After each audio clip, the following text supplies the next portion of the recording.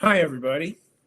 My name's Doug Stone, and I teach at LSU. I'm an assistant professor of jazz studies there, and I'm excited to work with everybody today. I want you to feel free to chat if you're live, ask me any questions that you might have.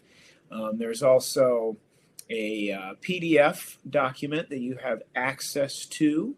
I would encourage you to take a look at that. We'll probably dig into that in a minute. And hopefully that's something you can use in the future. I've been thinking about this presentation today in terms of the beginning of a new school year. And there's BJ. Hey, BJ, what's up? See, feel free to chat, just like BJ. So I've been thinking about this presentation today in terms of starting a new school year. And something that kind of came to mind for me is that when I taught 7th through 12th grade at a public arts high school in Rochester, New York. And I was the jazz band director there. I had 3 jazz bands that I did. And I always, the first even couple of weeks of school, there was so many details to take care of in the classroom, especially with my middle school students. There was going to be some time where we were passing out instruments. I mean, we rented out about 100 instruments a year. We had 150 students. About 100 of those students used school instruments. So we sometimes felt like we were running a music store, an instrument shop as well. And so getting instruments in students' hands and making sure those were checked out properly and all these things that we had to do. And so there was a period of time where that was the focus, and I did not want to lose that playing time. And so just thinking about the beginning of the school year, the activities that I want to share with you today are something that you can do before you even have music passed out. And you can just start playing. You don't have to have parts in everybody's hands to do these things. So there's a process in that PDF, which I hope is laid out pretty clearly for you. And I'm going to try to take you through that process that you can do today as well. I would encourage you to have your instruments, any instrument. You could have a secondary instrument or your primary instrument, sing along, whatever you want to do here. The stuff that I would like to demonstrate today is hopefully something that you could do, I think, in any classroom environment. I've done this stuff in 7th grade recorder classes. I've done it with the highest level jazz groups I teach, including the LSU lab band that I direct here. So it's about music making, and it's about music making without having to have too many resources other than an instrument or your voice and being ready to go. So first thing we're going to do is we're going to learn a tune. Now this specific tune is not in the handout there. In a way it is, but the melody of the tune is not something that's in the handout there. I think as you teach something like this and teach in this way, it's important to really be thinking about whole, part, whole.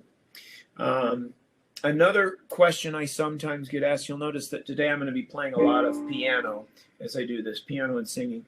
I get asked the question a lot, do I have to be able to play piano to do this activity?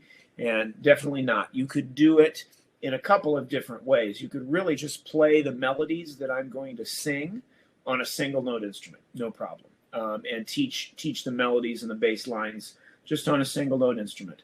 You could also have, in this case, a B-flat blues play-along track going. So if you even just go on YouTube and type in B-flat blues backing track or B-flat blues play-along track, you'll find something that will work. Of course, many of you probably use Band in a Box or iReal Pro, so there's a lot of different ways to go about having a backing track, but you could utilize a backing track. But I'm telling you, you can even do this on a single note instrument. So, I'm going to kind of today just picture my 7th and 8th grade jazz band in Rochester, New York. And of course there I was anybody and everybody who wanted to play could be in the band. So my jazz band was not a traditional jazz band instrumentation. I had a front row filled with about 10 flute players, and I had a middle row filled with about 8 clarinet players and a couple of alto saxophone players, and a back row with a couple of barries and a tenor or two, and some trombones and some euphoniums and some French horns, and even had some strings every once in a while.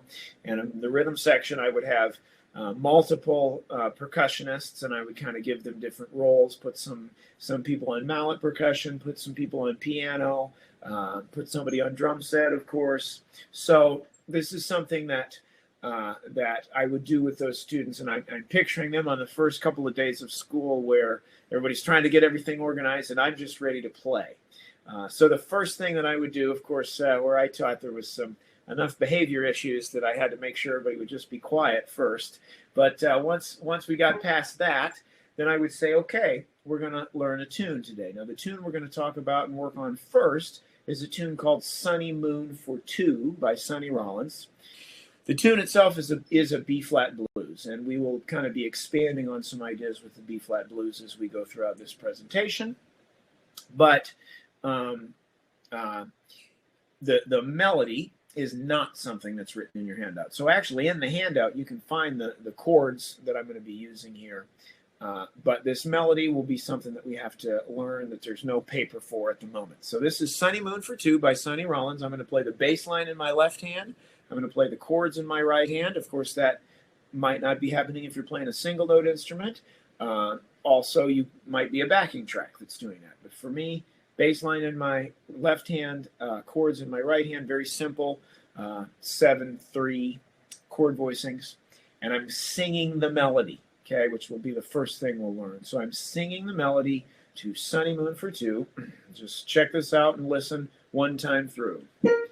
Da da da da da do did da do do do da do do do da da da da da da do did da do da do da do da do da da da da da da do did da do do da do do da. Now, there's a bunch of things that hopefully you're realizing there. The melody itself is just a 4-measure phrase that is repeated 3 times to make up your 12-bar blues format. Also, the notes are just the B-flat minor pentatonic scale, which we're going to learn in a minute. So that's another thing to realize, that it's a simple phrase that repeats. And let's see, there was another point I wanted to make on that. What was it? It'll come to me later. But the idea is that there's some simple things happening here. Listen to the melody. Oh, syllables. That was the other thing I was going to say. The syllables that I will use as I sing through this are very critical. You'll just notice basically at the most basic level that everything starts with a D sound, okay?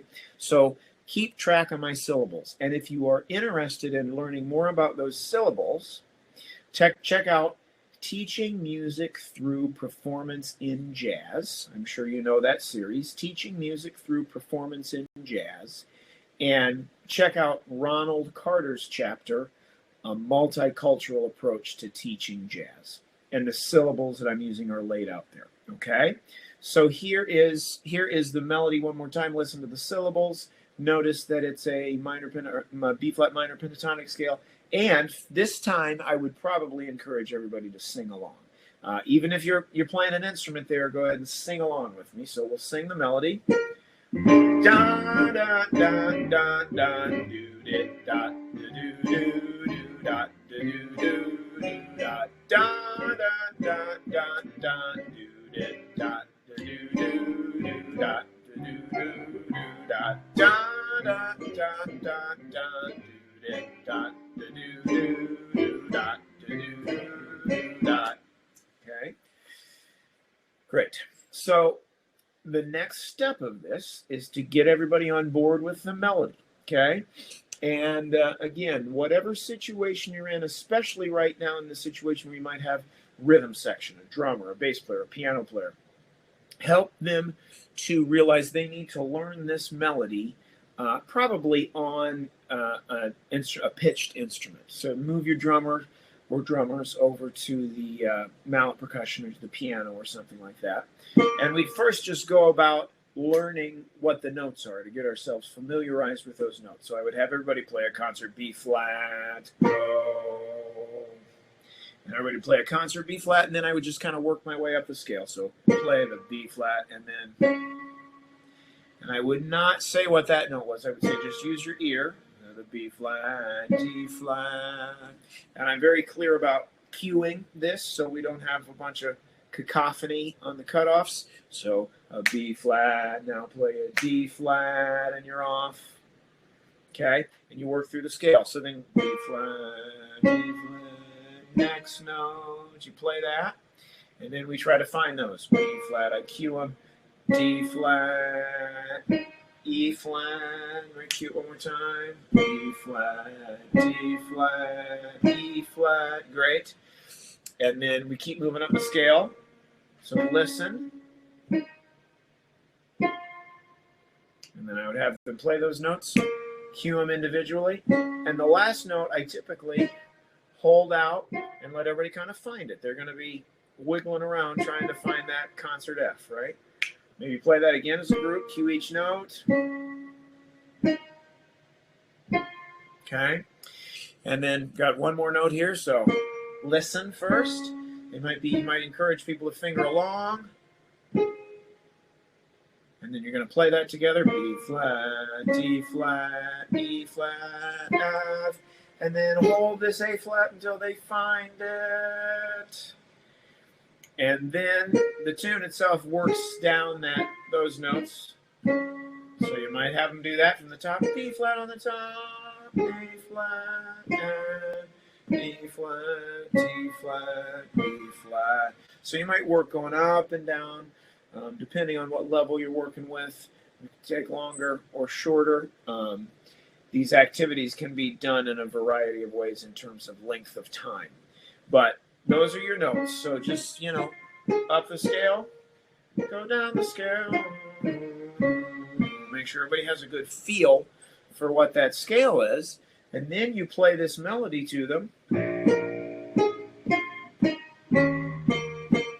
Now the beauty of that is it just goes straight down that B flat minor pentatonic scale. B flat, A flat, F, E flat, D flat, B flat, D flat, D flat. Da, da, da, da, da, do it, da. Now you get everybody rolling on that, okay? And then the second kind of final part of the phrase is, so just up and down the first three notes of that B flat pentatonic scale. Do, do, do, do, da. D flat, D flat, D flat, D flat, D flat. So,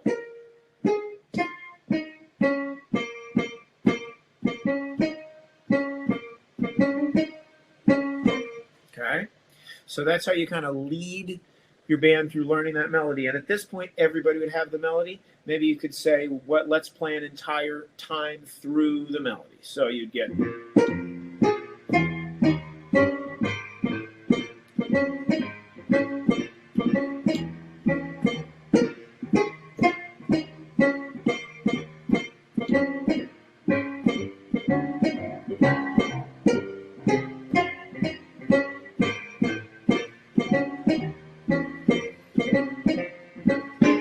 Okay. I would also have the drummer, somebody play drums at that point. Now, the rhythm section thing is a whole other thing to talk about, but you could move a drummer onto the drum set at that point as you play the entire melody, okay? So now you've got this room filled with students who are playing the melody to Sunny Moon for Two by Sonny Rollins, okay? And that might be all you want to do for one day. In terms of how much time to spend on this, that entire PDF that you're looking at, which is a book that I wrote, could be something that you just do as a 5-minute warm-up every day. It can go from that level to being what you play on a concert. You have a 4-tune concert in that book right there. No charts necessary. No music in front of you necessary. Just learning music in kind of this way that I'm presenting it to you, okay? So you might just do that Sunny Moon for Two melody. Next step is to work on the harmony, understanding what harmonic format this tune, Sunny Moon for Two, works with. And this is going to be a B-flat blues, okay? So you might, at this point, just play or sing through the roots of the chords to the B-flat blues. And if you kind of, the chords that we're dealing with are on your PDF, and they are right at the first example is a B-flat blues. There's also some different places as you go, as you scroll through the pages, where you see just a chord chart with the chords of the B-flat blues. That's what I'm going to be doing here. I'm going to play and sing the roots of the chords in my right hand, and I'm going to walk a bass line in my left hand, okay? So here we go. We got B-flat, B-flat. These are all dominant chords. B-flat 7, B-flat 7. I'm probably just going do, do, do, do, do.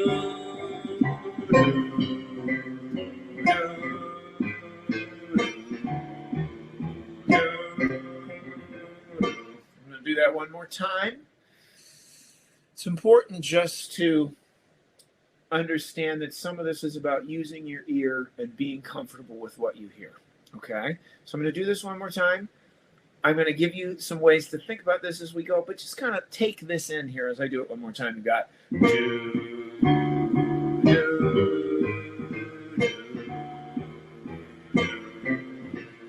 do.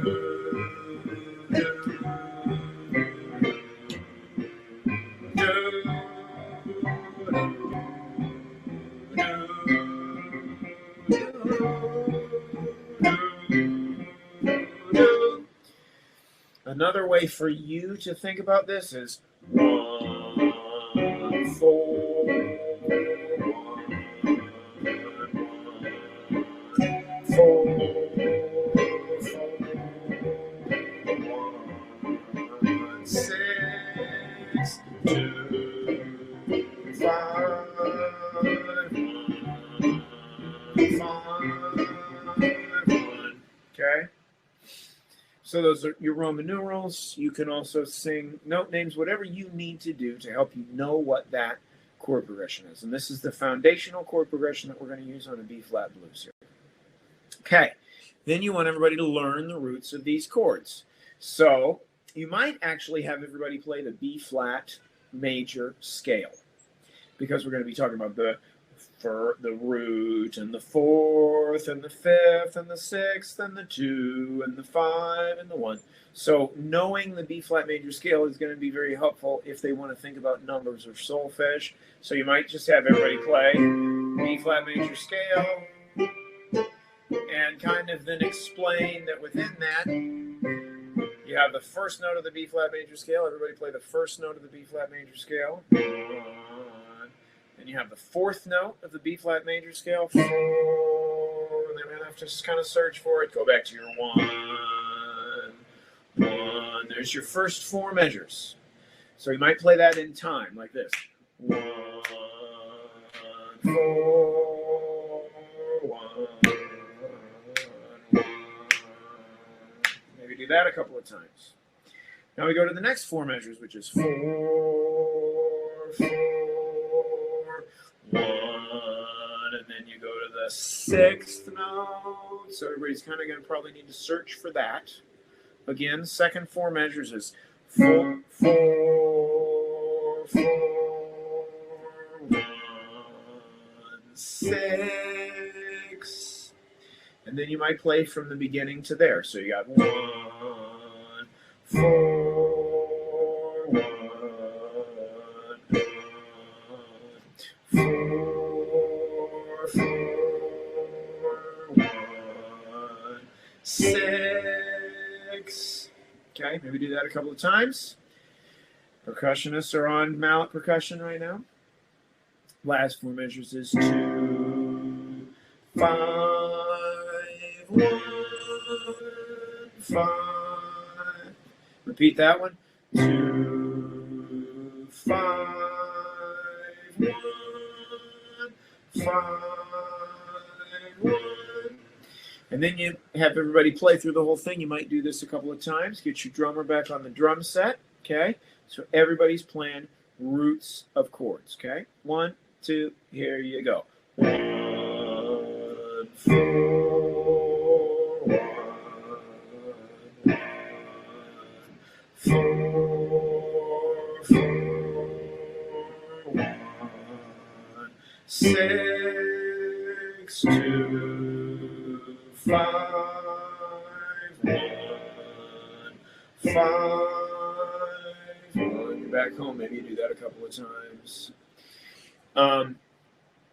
Then to kind of get a groove going on this, you have your bass player or your piano player who's playing a bass line play the roots of those chords in quarter notes. So they're going 1, 1, 1, 1, 4, 4, 4, 4, 1, 1, 1, 1, 1, 1, 1, 4, 4, 4, 4, 4, 4, 4, 1, 1, 1, 6, 6, 6, 6, 2, 2, 2, 2, 5, 5, 5, 5, 1, 1, 1, 5, 5, 5, 5, 1. So your bass player there is already kind of understanding the feeling of what that quarter note walking bass line is like. So if you can picture here, your drummer is playing day, day, good day, day, good day, day, good day. Your bass player is playing those quarter notes on the roots of the chords. The rest of the band is playing the roots of the chords as whole notes, okay? From here, you can also explain to your piano players that if they play the third note and the seventh note of the scale, so of a Mixolydian scale, you know, or you could just give them these third and seventh. Also, by the way, these voicings are written out in that PDF packet as well.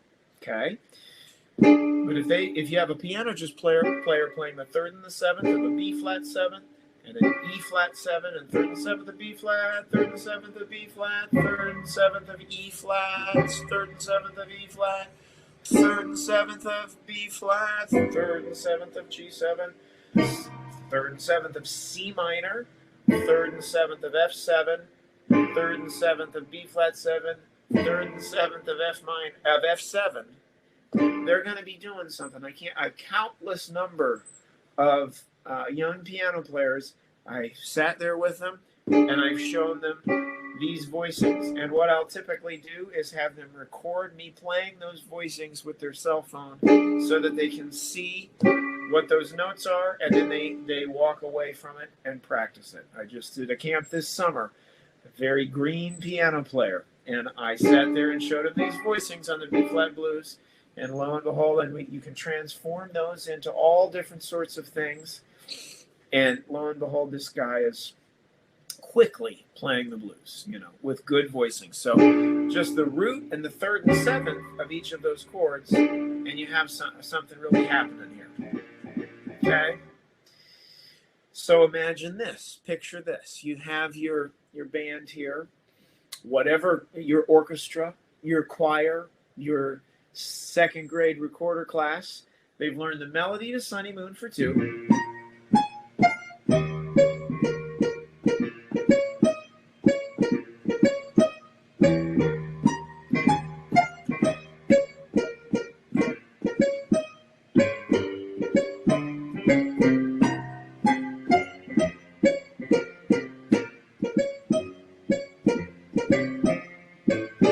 Okay?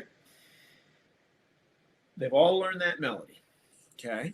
Then you have taught everybody the roots of the chords. Now you get your bass player playing those roots of the chords as quarter notes. Okay? And then, good. I'm glad I'm getting some good comments, and I have a couple other things to say kind of that might help with this too. So you got your bass player playing the quarter notes, right? Like that, roots of the chords. And I keep saying bass player. I'm talking about this as if it's a band or a jazz band, but you can do this in your orchestra too. You can do this in any class, but you got your low people playing the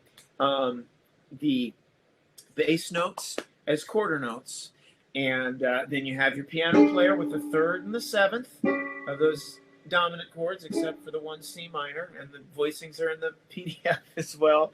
And there's some, I think, a couple of bass line choruses written out there too. But this is no books in front of them, right? And so you sit there with your piano players, show them that really fast, and your drummer's going day, day, good day, day, good day, day, good day. And then you have your band play the melody, and you have them play the roots of the chords. And in a minute, we're going to add some rhythms to the roots of the chords. But I want to take a pause here because I'm giving you a lot of information, and of the people who are here, I don't know, where your level of jazz teaching and understanding and performing is. Some of you might think this is way too basic, and others might feel like it's too advanced. I want to tell a couple of stories from my teaching that might help you think about this in a broader way. Okay, so this particular exercise is something that I like to teach because I feel like you don't need any notation, and you can walk into any group of people with instruments in their hands and teach them, or voice, and teach them to do this. Okay, so it's something that I just use as a go-to to walk in and teach. And of course, I can do this on lots of different tunes, and this is the methodology that I use to teach everything that I teach. So it can work on many different levels without a whole lot of prep time for me. It's something that I walk in and I can do. There are lots of other benefits to it, though, because you are playing by ear. You are thinking about harmony, right? You're thinking about Roman numerals, the root and the fourth and the fifth and the sixth and the second. You're thinking about a minor pentatonic scale. And so you're potentially teaching a new scale: 1, flat 3, 4, 5, flat 7, 1, right? And so you're making students think in these ways. Of course, you're also playing jazz, which has a historical and cultural relevance to the United States of America, more so maybe than any other art form we have. So I feel like you have theory, you have history, you have the social element of this music, and then you're just playing and you're having fun. I used to kind of tell people, and I still do this, that you're meeting several of the national standards with just this lesson that I just gave you. So there's that perspective of this, okay? But since I've been in Louisiana, one of the things that I was fortunate to do prior to COVID was I actually was teaching a high school jazz band at a local high school here in the Baton Rouge area. The teachers were doing other things, and they, I think, were requesting a student to come over and teach. And I said, could I do that instead? And so I was working with this high school jazz band, and they were good. And we didn't just do this stuff. This was kind of something we learned quickly and did as a warm up. But then I wanted to move on to playing the tune Mote and Swing. Now, in this band, probably like in many of your bands, especially with the rhythm section, we were dealing with a bass player who was someone who owned a guitar and kind of knew where the notes were on an electric bass, okay? And in order to do Mote and Swing, there was a good bit of harmonic information that a student would have needed to play a great walking bass line through the tune Mote and Swing. And now you may have charts in your library that have great bass lines written out. But those charts may have bass lines that are too hard for your bass player, but the rest of the band can play. So what I ended up doing with this student was I made a lead sheet 32-bar form chord chart of the tune Mote and Swing, and I had this student just play the roots of the chords. Well, let's see. So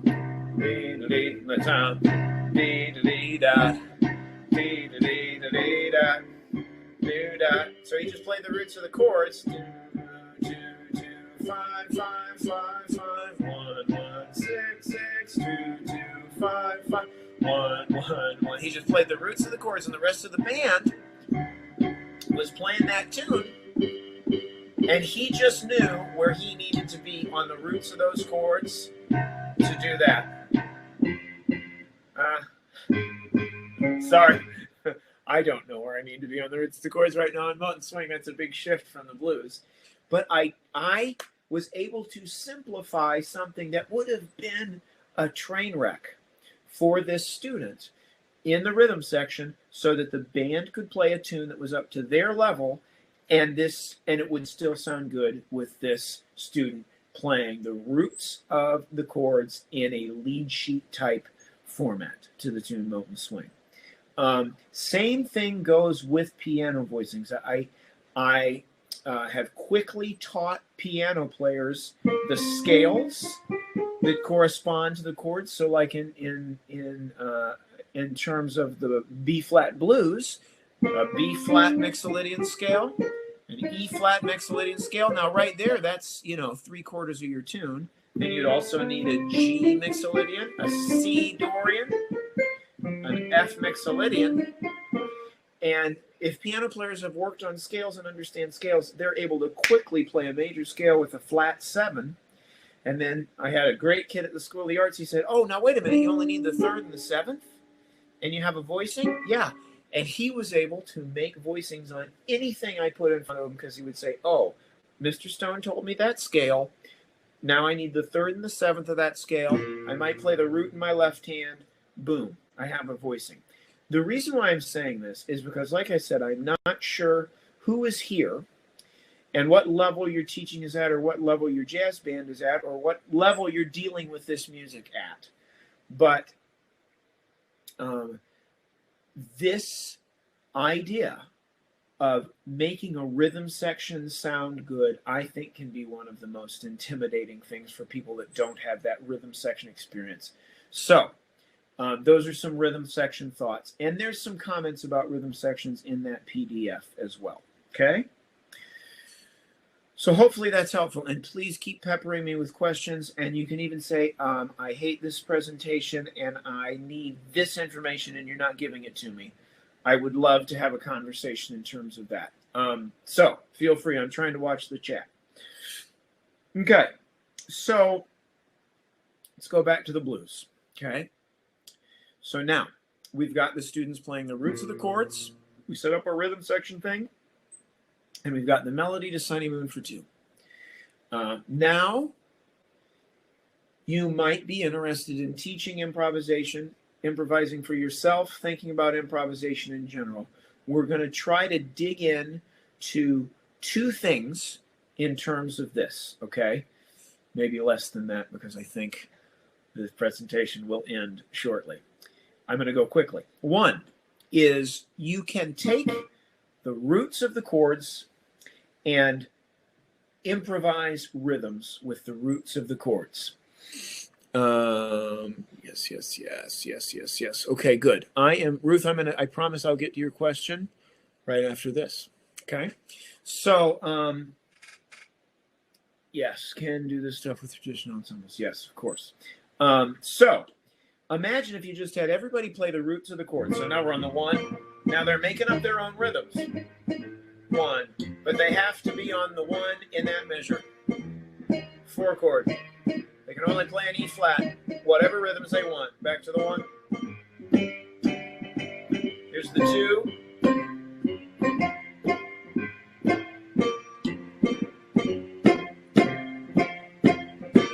So, students are making up their own rhythms, but staying within the harmonic format of the tune. Making up their own rhythms, staying within the harmonic format of the tune. That is in the PDF, so it's kind of fleshed out a little bit further. And you can do the same thing with the scales. Again, look at the PDF for that. I'm remembering that we have 45 minutes here, and I really want to get to Ruth's question. I think this is really good. And listen, I think that PDF thing is pretty self-explanatory, so keep these types of questions coming. What Brett said, of course, is that, the idea here is, for me, that this is not necessary. This is great to do with your jazz band, but you can do this with any group. And I'm picturing the first week of school, you have so much business to take care of. You want to get people loosened up. You want to get people playing. You can do this with your wind ensemble. You can do this with your orchestra. You can do this with your choir while you're trying, in the midst of trying to do other things. You pass out the music. You talk about the year and the trips and the fundraising. And then when you have 15 minutes left in class, you say, we're going to learn this jazz tune, Sunny Moon for Two. So I think in terms of Ruth's question, which is any words of advice for working with an ensemble that only meets once a week during the second semester with multiple ability levels. And my first approach with that is actually has nothing to do with repertoire selection. It is approaching it like a jazz combo. Doesn't matter the size, okay? To me, it's more important to expose students to the joy of improvising and playing jazz, which is something that's not tied down to a physical page. And you're going to have you're going to have to do some work. If you're looking for charts that work with a group like this, you're going to have to do some work to even, rewrite things and make things comfortable for your group. So why not come in and you do an exercise like this and you say, okay, we have, like I just talked about, a bass player who barely knows the notes on the instrument, but we have a tenor saxophone player who can play tunes and is taking some jazz lessons. How do we make that work together? Well, if you can get your bass player, and of course you could give me another scenario and have to give you another example, but you get your bass player just walking that bass line, playing the roots of the chords to whatever tune you're doing. Your really good tenor saxophone player is going to be really happy just to have a rhythm section there that's swinging along that he or she can improvise along with. Another thing within that is with your really, really good players, whatever that might mean to them or to you. I always say it doesn't matter who you are or what level you're at. I can come in and completely destroy whatever you think you're doing great. And I can say, you're missing a lot of pieces of the puzzle here. And one of the ways that I do that is to give people limitations. So you say to your really good players who might sound like they're really, on the surface, like they really know what they're doing. Hey, can you just play the roots of the chords and stay on the B flat when you're supposed to be in the 1 chord, and stay on the E flat when you're supposed to be in the 4 chord, and make rhythms up just on those notes? And I guarantee you, whatever hotshot student you have is going to have a hard time doing that, because this happens to me over and over and over again. So not only does this exercise of just improvising on the roots of the chords make your younger students feel safe, because you've said there's no mystery to it, just play these notes, roots of the chords, you already learned them, you know where they go, I'm going to hold up fingers, you're going to be fine. I picture, a little scared 7th grade flute player, and they can stick on those roots and feel safe and not have anything to worry about. And then now you've got your hotshot tenor player or all-state trumpet player, and they're like, oh man, I missed the G in measure 8. I was playing a C when I was supposed to be playing a G. I don't know if I know that harmony as well as I thought I did. And BJ is talking about the idea of finding some flex instrumentation charts as well, and that's fine. I think that's a wonderful idea, but I tend to want to go from. I find in my teaching, and with now teaching at the college level, and even when I was teaching public school, I am constantly trying to think about what is my personal priority. And my personal priority is to teach young people how to improvise and play jazz without notation. That's my priority. And I think there's nothing wrong with different people having different priorities and feeling like, I want to incorporate some of these improvisation ideas along with having some notation to read. And I think that's fine too. So, but my priority is to go into a classroom and say, look, you don't need complicated charts, and you don't need, if you have students that can barely play their instrument and you have some that are really great, this playing tunes like this, improvising, learning tunes by ear is the great equalizer. Okay. So this is great. Keep those questions coming. I really appreciate that. Now, I'm down to about 5 minutes here, it looks like. I want to just, I want to express to you that I think in the PDF file, you'll see how the process of the roots goes a little bit deeper. You begin to work on some of the scales as well. But then there's this concept of playing riffs too, okay? And you notice that essentially the melody of Sunny Moon for Two is the same 5 notes that work over all the harmony of the tune. So then we begin students playing little riffs like this just based on simple notes like that. And the idea is that this grouping of 5 notes, they sound good in all of the harmony throughout the entire blues. And so you might say, okay, we're just going to take the B flat and the D flat, and we're going to make a melody out of the B flat and the D flat. So now you have your rhythm section, your bass player's playing this, your drummer's going a-lang, spang-a-lang, day-ga-day, day-ga-day, day-ga-day, day-ga-day, day-ga-day, right? Your piano players are doing those simple voicings they learned. And then the rest of the band, you're going to say, okay, I want you to play this riff. And it's going to be based off that minor pentatonic scale, and you play for them. And then you say, as soon as you can tell what notes I'm playing, sorry, then you play along. As soon as you hear it, join in.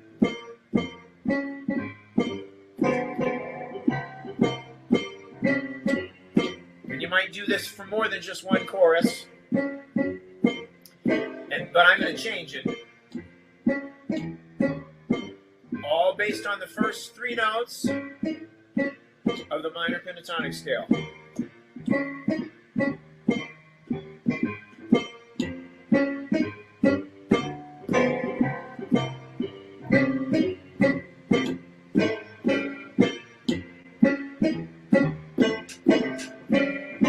So you're feeding them little riffs. Now I have those little riffs in the PDF there that you can just steal those riffs and play those exact riffs, teach your band those exact riffs. You can use them in 3 ways.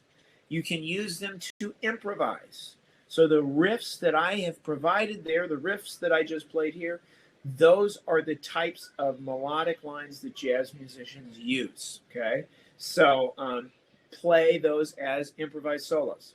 You can also play them as backgrounds behind the soloist. So you have a soloist doing their own thing, and then the rest of the band is playing a simple riff like that as a background behind the soloist.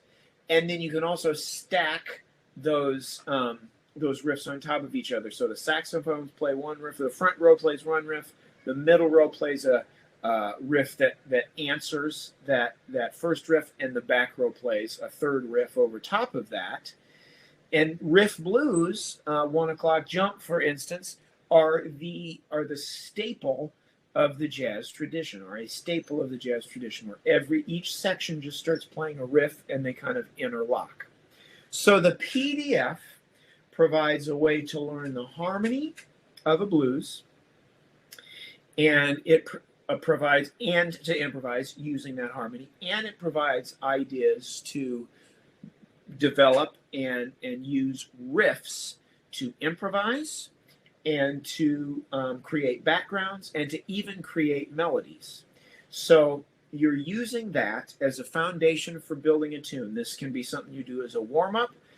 You can do an entire concert building on the ideas from that PDF. But the main thing, I guess, if I'm thinking about takeaways here for you, is think about going back and watching this video again using the melody of Sunny Moon for Two, or using the bass line of Sunny Moon for Two, the bass line of the B-flat blues, the roots of the chords, or those two things together, or the riffs that I just showed you in conjunction with the rhythm section playing the different voicings and things that I talked about, and use that to get into playing this school year. You know, whenever you have a moment. Of course, I would love for all of us to have jazz band scheduled in our days, second period every day for 48 minutes, and you have plenty of stuff to do. But if that's not the case, And this is something that you can utilize to get into